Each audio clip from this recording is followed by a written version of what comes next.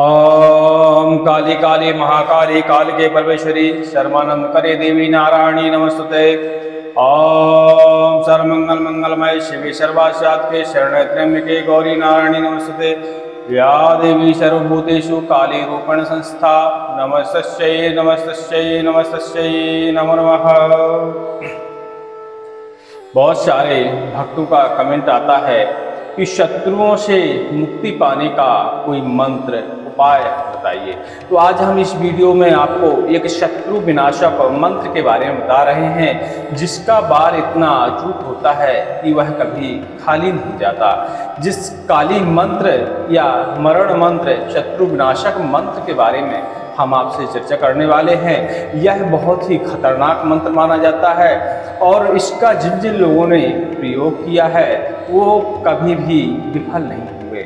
लेकिन हम आपको बता दें कि शत्रु विनाशक, शत्रु मरण, शत्रु उच्चाटन मंत्रों का प्रयोग सोच समझ के ही करना चाहिए, क्योंकि कभी कभी इन मंत्रों का उल्टा असर भी पड़ सकता है। इसीलिए विधि पूरी समझिएगा, मंत्र के बारे में अच्छे से जानिएगा और इसका विधि विधान संपूर्ण जानकारी आपको पता होनी चाहिए, क्योंकि इससे कुछ नुकसान भी होते हैं और कुछ फायदे तो होते ही हैं, लेकिन नुकसान ज़्यादा ही होते हैं, चाहे शत्रु का नुकसान हो जाए या आपका नुकसान हो जाए।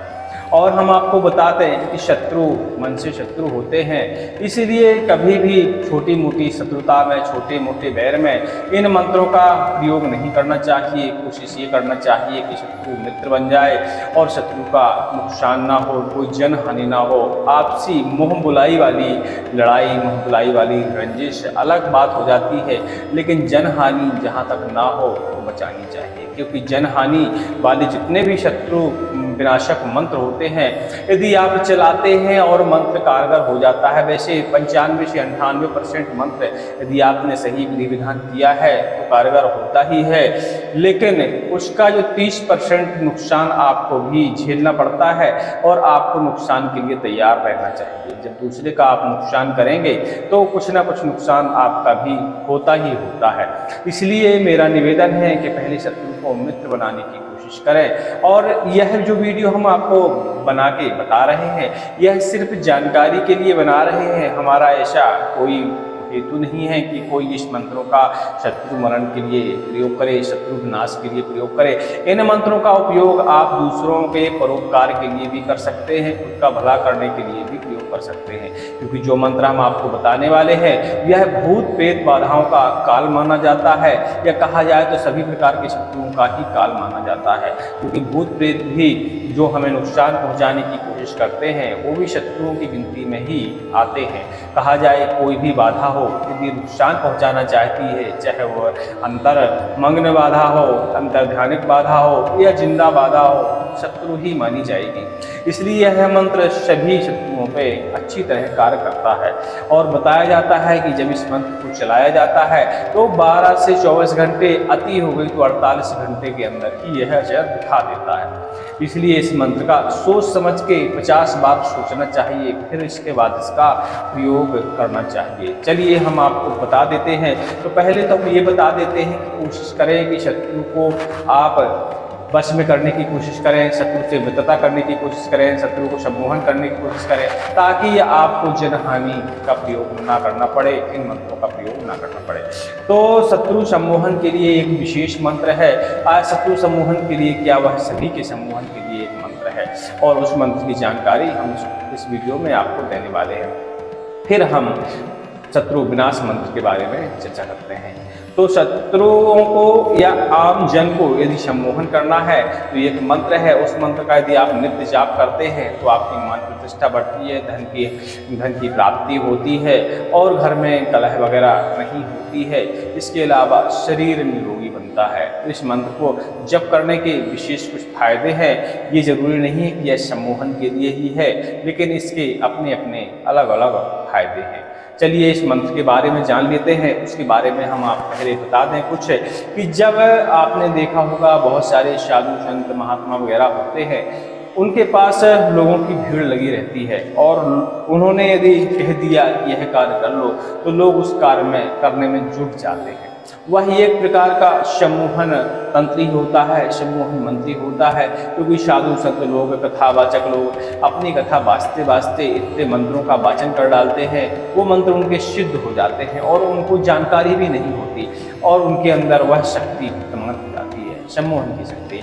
तो आपने देखा होगा कि जहाँ पे वो बैठ जाए तो कई बार तो ऐसी बातें देखने को मिलती है कि पूरी रात गुजर जाती है, पूरा दिन गुजर जाता है, लोग सुनते रहते हैं, उनकी वाणी में इतना सम्मोहन आ जाता है और उनके अंदर सिद्धि का कारण यही होता है कि शास्त्रों का वाचन तो करते ही हैं, उन्हीं शास्त्रों से मंत्र निकाले जाते हैं और उन्हीं शास्त्रों में से वो मंत्र लगातार कई बार मंत्रों का पाठन कर लेते हैं, उनको जानकारी नहीं होती कि ये सम्मोहन मंत्र है और वो उनके लिए सिद्ध हो जाता है और उनमें इतना तेज आ जाता है, सम्मोहन की शक्ति आ जाती है, जिस जगह खड़े हो जाए वहाँ लाख और आदमी अपने आप ही जुट के खड़ा हो जाता है। तो ऐसा आपने कई जगह कई साधु संतों को देखा होगा, कई महात्माओं के बारे में देखा होगा। उसी में से एक मंत्र हम आपको बताने वाले हैं। इस मंत्र आप निरंतर जाप करते हैं तो दुश्मन सारी दुनिया ही आपके वश में हो जाती है। चलिए मंत्र को पहले श्रवण कर लीजिए, फिर इसकी हम शॉर्टकट में विधि बता देते हैं, फिर आपको हम शत्रु विनाशक मंत्र के बारे में बताते हैं। मंत्र ध्यान से सुनिएगा, लिख लीजिएगा। नहीं समझ में आता है, स्वर समझ में सही नहीं आता है और नहीं समझ पाते हैं, कमेंट करिएगा, हम आपको लिख के शुद्ध हिंदी में शुद्ध शब्दों में आपको भी कमेंट करेंगे। वैसे यह मंत्र हम अपने डिस्क्रिप्शन में डाल देंगे, तो आप देख लीजिएगा। उग्रा महर्द कंठा पादु महेश्वरी उज्जटा ने पादु कर्ण चावे निवासी लाटे विशाखा पादु शंकरी रंगनी तथा लंकिनी बाहु करवासिनी अन्यान पृथगानी सोर्सा पातु संततम धानान भुवन आयु उपकारकम मोक्षम विघ्नाशांचा नर नारी बष्करम। नर नारी बष्करम जिस जगह शब्द लगाया गया है उस जगह आप अपने शत्रु मित्र जिसका भी आप नाम लेना चाहें, जिसको आप सम्मोहन करने की इच्छा रखते हैं, उस जगह आप उसका नाम ले सकते हैं। लेकिन जब अमोघ सम्मोहन करना हो इसी मंत्र के जरिए, तो इस मंत्र को आपको 108 बार जप करना पड़ेगा और उसका हवन करना पड़ेगा और कोशिश ये की जाए कि इस मंत्र को नित्य आप डेली 11 से 12 बार 21 बार जपते रहे तो यह मंत्र आपके लिए सिद्ध हो जाता है। चलिए अब हम आपको शत्रु विनाश की तरफ ले चलते हैं। शत्रु विनाश की विधि थोड़ा सा अलग है। जब शत्रु विनाश के लिए मंत्र आपको सिद्ध करना होता है तो माता जी का पूर्ण श्रृंगार की आवश्यकता होती है। पूर्ण श्रृंगार में माता जी का खप्पर आता है, काली बिंदी, काली चूड़ी या देवी जी के काले श्रृंगार की आवश्यकता पड़ती है। लेकिन इसी मंत्र जो हम आपको बताने वाले हैं, यदि आप परोपकार के लिए इस्तेमाल करना चाहते हैं, भूत प्रेत बाधा को हटाने के लिए इस्तेमाल करना चाहते हैं, दूसरों को भला करने के लिए इस्तेमाल करना चाहते हैं, तब इसमें लाल श्रृंगार की आवश्यकता होगी। सारी चीज़ें लाल ही होंगी। प्रसाद भी आप इसमें लाल ही माता जी को अर्पण करेंगे, जैसे कि लाल पुआ हो गए, आटे के पुआ वो डाल के बनते हैं, वो लाल ही होते हैं। लेकिन जो काली माता को यदि मरण प्रयोग में मंत्र प्रयोग कर रहे हैं तो उन्हें काला ही प्रसाद की आवश्यकता होती है, तो आप काले प्रसाद का इंतजाम आप कर सकते हैं। अब काले प्रसाद के इंतजाम में आप पूड़ियाँ जो बनाएं उसमें थोड़ा सा कोयला डाल दें ताकि उनका हल्का रंग डार्क हो जाए और माता को उनको अर्पण करें। और कोशिश करें कि ज़्यादा कोयला न डालें क्योंकि वो पूड़ियाँ आपको बाद में प्रसाद में खानी ही पड़ेगी। तो चलिए अब मंत्र की तरफ चलते हैं। तो मंत्र सिद्ध करने के लिए आपको 21 माला पहले दिन, यदि हो नवरात्रों का समय हो, ग्रहण काल हो या दीपावली से एकादशी के बीच का दिन हो, तो इन दिनों में आप मरण प्रयोग का मंत्र, शत्रु विनाश के मंत्र का प्रयोग कर सकते हैं। आपको 21 माला रुद्राक्ष की माला से जाप करनी है। एक आसन में बैठकर सामने चौमुखा दीपक बुझना नहीं चाहिए जब तक आपका मंत्र जाप चलता रहे। और इसके अलावा आपको 108 आहुतियाँ खप्पर में आग जला के इसी मंत्र के जरिए देनी है। आहुतियाँ धतूरे की देनी है, इस बात को ध्यान रखना। धतूरे की लकड़ी होनी चाहिए, फल होना चाहिए, फूल होना चाहिए, कुछ भी पहले से आप सुखा के रख लीजिएगा। और इस मंत्र को पढ़ते हुए आप 108 आहुतियाँ खप्पर में डालेंगे और डालते समय ही अपने शत्रु का नाम भी स्मरण करेंगे। ऐसा करने से शत्रु के ऊपर यह मंत्र जाके वार कर देता है। और इस मंत्र का अनुमानित समय यही है कि 12 से 24 घंटे, अधिक हुआ तो 72 घंटे में ही यह असर करना शुरू कर देता है और धीरे धीरे शत्रु की बुद्धि विस्तृत हो जाती है और उसके बाद उसे ऐसे ऐसे रोग घेरते हैं कि वह महीने, 2 महीने, 3 महीने या सिर्फ 4 महीने ही चल पाता है और शत्रु का विनाश हो जाता है। शत्रु की बुद्धि भ्रष्ट होने के कारण वह उसकी सोचने समझने की क्षमताएं खत्म हो जाती हैं और वह जो भी कार्य करता है उसका उसमें नुकसान ही होने लगता है। देता है, उसको समझ में भी नहीं आता कि इस हमारे ऊपर क्या तंत्र चलाया गया है। ये तो हो गई इस मंत्र की सिद्ध करने की विधि। अब इसको अच्छाई में, परोपकार में कैसे उपयोग करना चाहिए, तो इसी मंत्र को आप अच्छाई के लिए जब प्रयोग करें तो सिर्फ आपको 108 बार जाप करना है और 11 बार इसका आप साधारण कंडे की आग में शुद्ध घी से आप हवन कर सकते हैं इसी मंत्र को बोलते हुए। इसमें किसी शत्रु का नाम का स्मरण नहीं करना है। यह इतने में ही मंत्र सिद्ध हो जाता है। जब भी कहीं असाध्य, जटिल, प्रेत बाधा, हटी प्रेत जो किसी भी मंत्रों तंत्रों से हटते ना हो, ऐसे प्रेतों को आप यह एक बार मंत्र पढ़िए और कान में फूंक मारिए, एक बार मंत्र पढ़िए, चेहरे पे पानी के छींटे मारिए और उसी पानी को रोगी को पिला दीजिए। इसके अलावा यदि इतने में भी भूत नहीं उतर रहा है तो गाय की जो पूंछ होती है उसके बाल लीजिए और बाल की एक छोटी सी रस्सी बनाइए और इसी मंत्र को 5 बार पढ़ के रोगी की पीठ पे आप मार दीजिए। कितना भी बड़ा प्रेत क्यों ना हो, तत्काल ही नष्ट हो जाता है। इससे मुक्त नहीं होता, भाग नहीं पाता, नष्ट ही हो जाता है। मतलब दोबारा वह किसी को परेशान करने के लायक नहीं रहता। यह काली जी का विशेष मंत्र है और काली जी उस प्रेत को सीधा खा ही जाती है और वह सीधा काली जी के मुख में कहा जाए तो सीधे नरक में चला जाता है। अब हम इस मंत्र के उच्चारण के बारे में बता दें। इस मंत्र को यदि आप ना समझ पाएँ तो डिस्क्रिप्शन में चेक कर लीजिएगा और डिस्क्रिप्शन में लिखना हम भूल जाएं तो आप हमें कमेंट करिएगा, हम आपको कमेंट में रिप्लाई कर देंगे।